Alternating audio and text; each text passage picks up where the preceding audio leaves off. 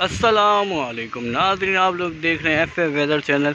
और इस वक्त पाकिस्तान के मैदानी इलाके यानी पंजाब के जनूबी इलाके, वहाँ पर तेज़ हवाओं के साथ आंधी चल रही है। और जिसमें आप देख रहे हैं कि हवा की रफ्तार कितनी ज़्यादा है और बहुत ज़्यादा स्पीड है आंधी की। तो ये तकरीबन आधे घंटे से कमोबेश स्टार्ट है और बहुत स्पीड से आंधी चल रही है, देख सकते हैं आप लोग।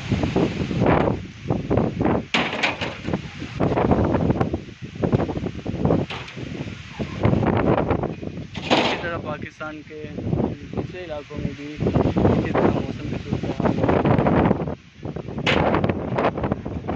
बहुत ज़्यादा स्पीड के साथ आंधी अभी स्टार्ट है और जिससे मौसम